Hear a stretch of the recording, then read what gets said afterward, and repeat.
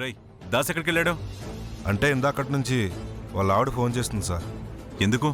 ఆ అమ్మాయిని వాడు పుట్టింటికి తీసుకెళ్తా అన్నాడంట.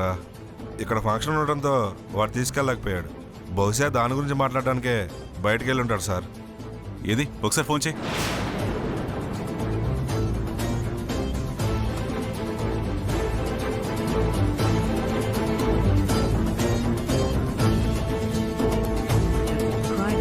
Currently switched off. Sir sir phone switch off వస్తుంది సార్. కొంపదీసి వాళ్ళ ఆవిడ టార్చర్ తట్టుకోలేక అత్తగారింటికి వెళ్ళిపోయాడేమో. మనతో చెప్పకుండా వెళ్ళాడు కదా. అంటే వాళ్ళ ఆవిడ వాడు రాకపోతే ఆత్మహత్య చేసుకుంటానని బెదిరించిందంట. బహుశా అందుకే వెళ్ళుంటాడు. ఓ అలాగా. విన్నావు కదమ్మా, వాళ్ళ ఆవిడని తీసుకెళ్ళి అత్తారింటికి వెళ్ళి ఉంటాడేమో. లేదు బాబాయ్, ఎక్కడ ఏదో తేడా కొడుతుంది. దాస్ ఏదో ప్రమాదంలో ఉన్నట్టున్నాడు. ఏం మాట్లాడుతున్నావమ్మా? అవును బాబాయ్, మనల్ని మోసం చేశారు, పార్సనాలు కాదు, అంత నాటకమే అంటున్నాడు. హలో,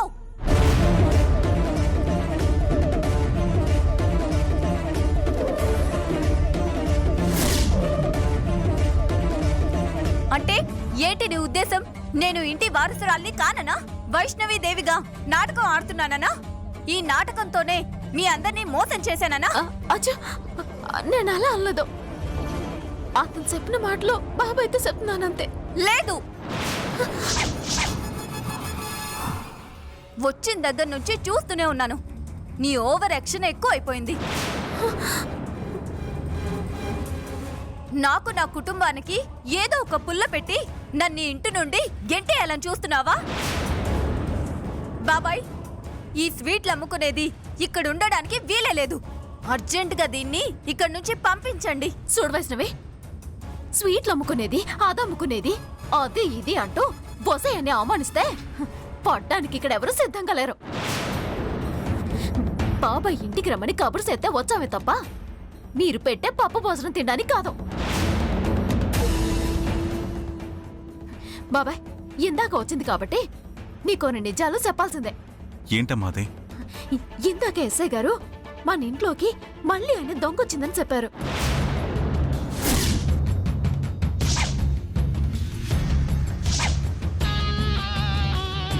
ఆ అమ్మాయిని తను చూశానని, ఆ అమ్మాయి ఇక్కడే ఎక్కడో దాక్కుందని కూడా చెప్పారు.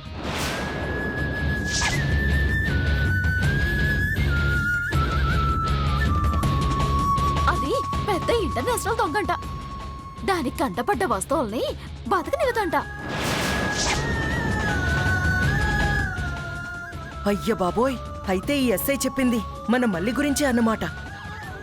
ఏయ్,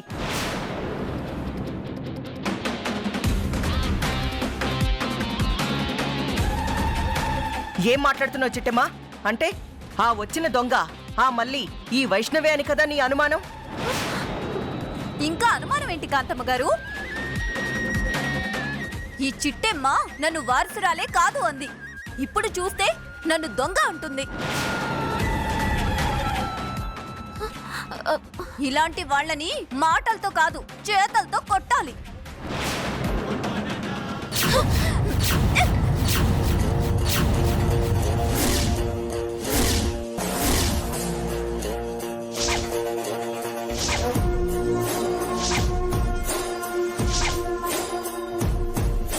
చెయ్యింది కదా అని చెయ్యెత్తితే ఈ చెయ్యిర్చి ఆ చేతిలో ఎట్టుతాను. జాగ్రత్త. నేను వారసురాలు కాదని చెప్పింది నిన్ను కాదు, దొంగ అని చెప్పింది కూడా నిన్ను కాదు. కానీ గుమ్మడికాయల దొంగ ఎవరు అంటే భుజాలు తడుముకున్నట్టో అన్ని నిన్నే అన్నానని నువ్వు అనుకున్నావు. అందుకే నా మీద చెయ్యలేపావు.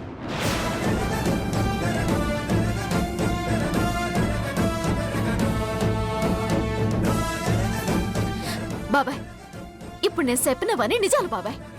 కానీ మీ కూతురు నన్ను అపార్థం చేసుకుని నేనేదో తనని అన్నాననుకొని నా మీద చేయలేపింది. అందరి ముందు నన్ను అవమానిస్తుంది.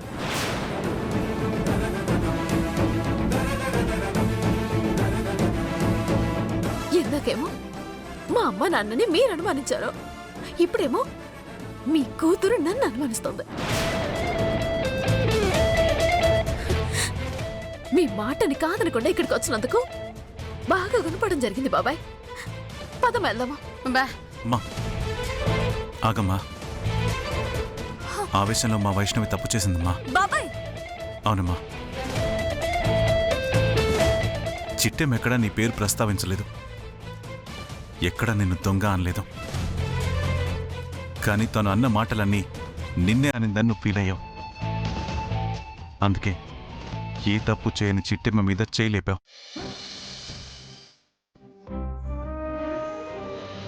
తప్పు చేసింది తన వారైనా సరే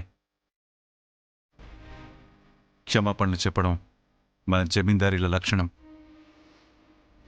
చేసిన తప్పుకి క్షమాపణ చెప్పు. బాబాయ్ నేను క్షమాపణ చెప్పడం ఏంటి? నువ్వు నిజంగా జమీందారీ బిడ్డవైతే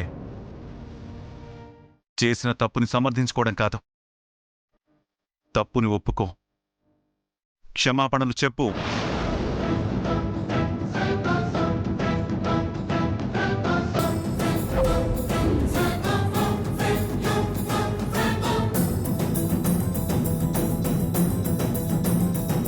చెప్పు.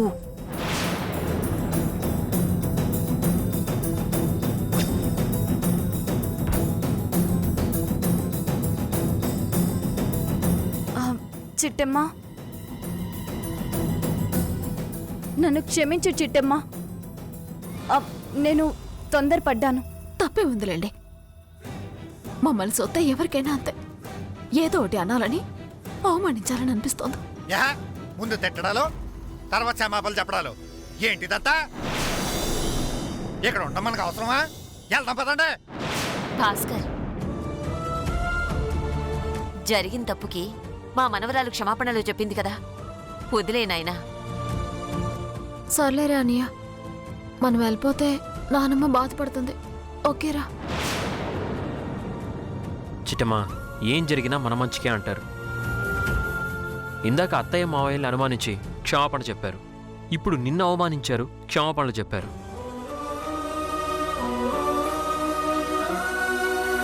క్షమాపణలు చెప్పే స్టేజ్లో వాళ్ళున్నారు, చెప్పించుకునే స్టేజ్లో మనం ఉన్నాం. కాబట్టి మనం ఇక్కడి నుంచి వెళ్లాల్సిన అవసరం లేదు.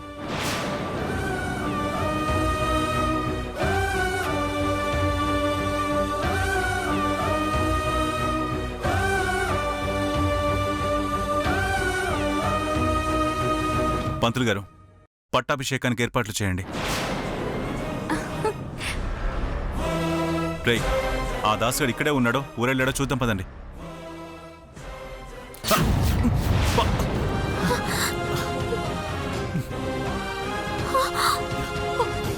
బాబాయ్, బాబాయ్, ఏమైంది నాన్న? సరే తీసుకురా. లే బాబాయ్, లే, జాగ్రత్త. అమ్మా, బాబాయ్, ఏడింది బాబాయ్, ఏడింది బాబాయ్, చెప్పు.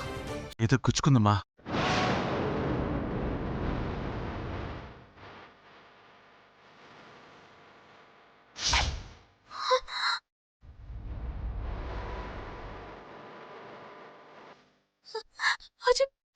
అమ్మా, యువతల రక్తం కారిపోతుంటే సూత్తం ఇచ్చడం ఏంటి?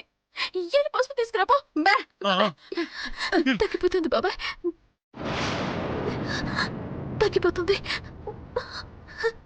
అచ్చా బాబాయ్, ఎంత రక్తం పోతుందో. నొప్పిగా ఉందా బాబాయ్? నొప్పేందమ్మా? లేకుండా ఎలా ఉంటుంది? అసలే నువ్వు మోడడివి, కాసంత కింద చూసుకోవచ్చు కదా. అమ్మా వైష్ణవి, ముందు లోపల షెల్ఫ్ లో బ్యాండేజ్ ఉంది, తీసుకురమ్మా. అమ్మా,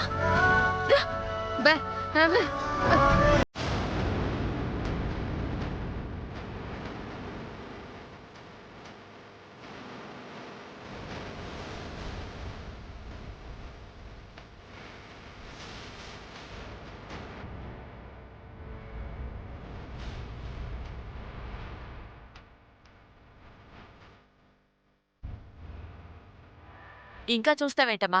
వెళ్ళి బ్యాండేజ్ తీసుకురా.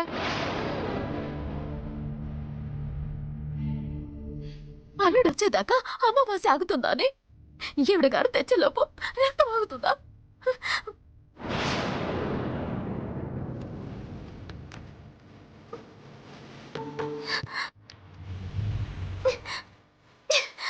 చిట్టమ్మ, ఆ చీర ఖరీదెంతో తెలుసా? 10,000 పోసుకున్నాను. ఏం పర్లేదత్త, అవసరమైతే రేయి బొమ్మలు సాకిరిసేసానా నీ డబ్బులు నీకు ఇచ్చేస్తాను చాలా.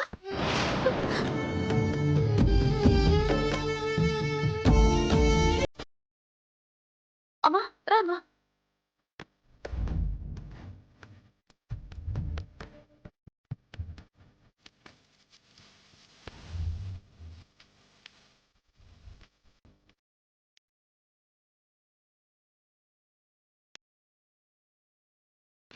అసలు ఇల్లు ఉడిసింది ఎవరు? కాస్తైనా బుద్ధున్నారు కదా, చూసుకొని ఉండాలి కదా. చూడండి ఎంత రక్తం పోయిందో. బాబాయ్ నొప్పిగా ఉందా?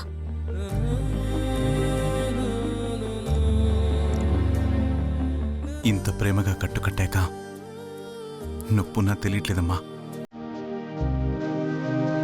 లేమ్మా.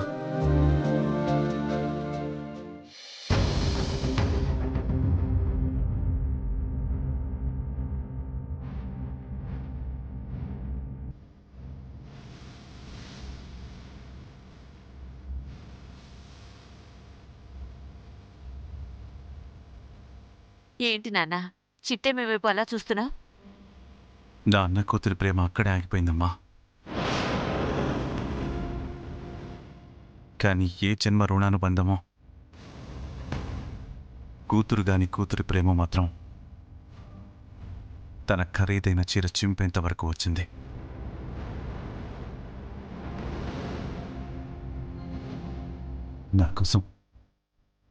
నా కోసం కన్నీళ్లు పెట్టే వరకు వచ్చింది.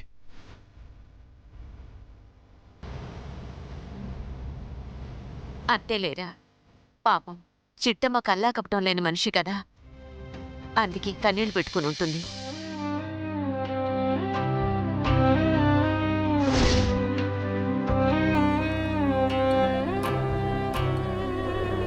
రా వెళ్దాం.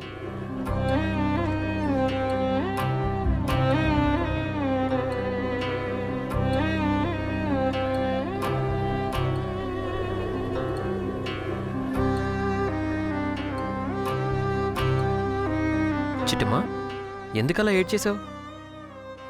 ఏమో బావా, బాబాయ్ కాలికల్లా రక్తం చూడగానే నాకు కన్నీ లాగలేదు.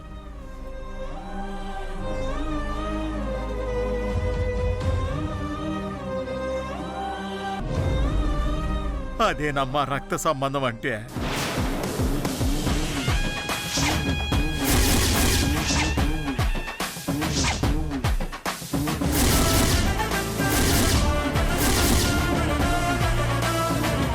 ఏంటన్నా? అదేనమ్మా రక్తం చూసినాక ఎవరికైనా కళ్ళల్లో నీళ్ళొస్తాయి కదమ్మా, అదే రక్తానికి మనిషికి ఉన్న సంబంధం అంటున్నానమ్మా. సర్లే పదండి వెళ్దాం. పదండి.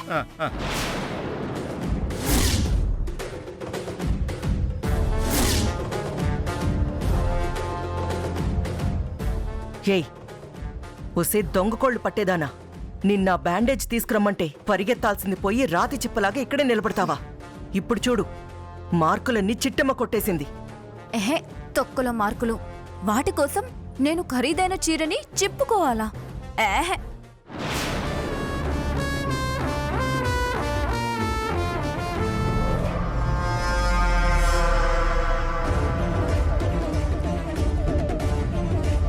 ఏ నీలు, ఇదేంటే నాతో ఇంత ర్యాష్గా మాట్లాడుతుంది? ఈ ఫంక్షన్ అవని అమ్మా, దీని లెక్కలో సెటిల్ చేద్దాం. కరెక్ట్. ఆస్తొచ్చాక దీన్నెక్కడ తొక్కాలో అక్కడ తొక్కుతాను.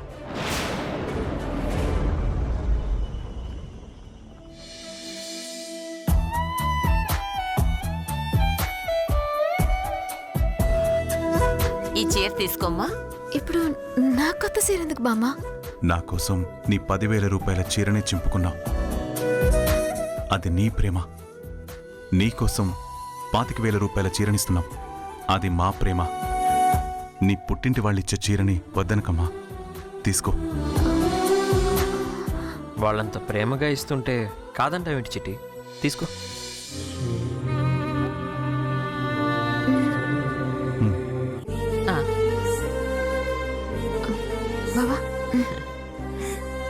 ఆశీర్వదించు నానమ్మ. సుపుత్ర ప్రాప్తిరస్తు.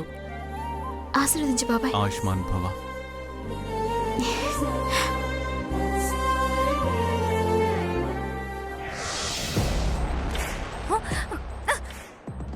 నీకసలు బుద్ధుందా? ఆ వీరనారాయణ కాలికి గాయమై రక్తం కారుతుంటే అలా దున్నపోతులా నిలబడి చూస్తావా? ఏ ఆ మాత్రం చిట్టమ్మ చూపించిన ప్రేమ నువ్వు చూపించలేవా? ఏంటండి చూపించేది? నాకు రక్తం అంటే ఎలర్జీ, అందుకే దగ్గరికి వెళ్ళలేకపోయాను. ఇది మరీ బాగుంది. ఎవడైనా రక్తం చూస్తే భయపడతాడు. నువ్వేంటి అసహించుకుంటున్నా? కొన్ని జన్మలు అంతేలే బావా. మీరు ఆగండి. ఇదిగో మళ్ళీ పట్టాభిషేకం జరిగిపోయి ఆస్తి మొత్తం నీ చేతిలో పెట్టేదాకా కాస్తంత గొప్పగా నటించవే. యాక్టింగ్ లో నన్నే ప్రశ్నిస్తున్నారా? ఇక చూడండి ఎలా చెలరేగిపోతాను. ఏం చెలరేగడమో ఏం లొంగడమో నీ దొంగతనాలతో నువ్వే దొరికిపోయేలా ఉన్నావే.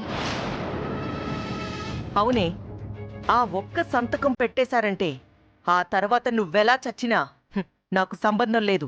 వచ్చిన దాంట్లో తులమో పొలమో నీకిస్తాను. తులమో ఫలమో ఏంటి? 50 నాకు 50 మీకు అన్నారు కదా. ముందు రాని, ఆ తర్వాత చూద్దాం.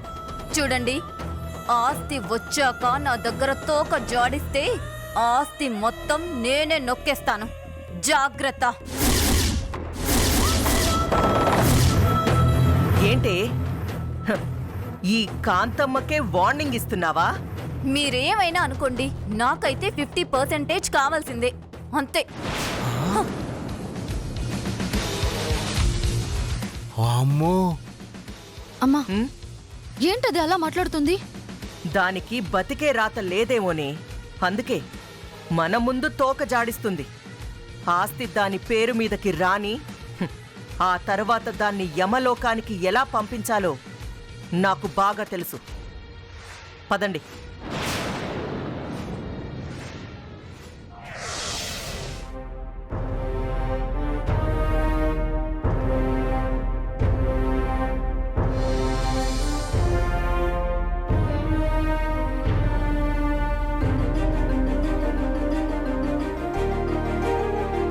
అమ్మా శేషమాంబ గారు, పట్టాభిషేకానికి ముహూర్తం అయింది.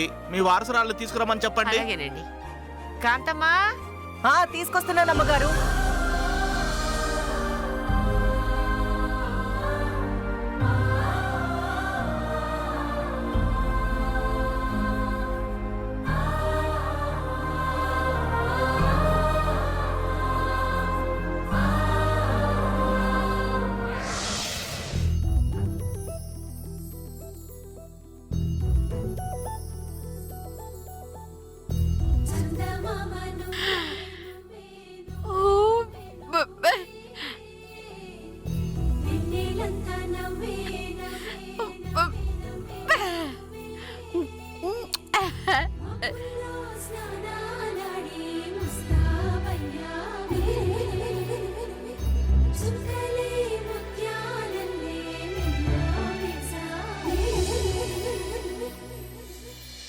ढोलारे ढोलारे ढम कोलाटालाडे क्षणम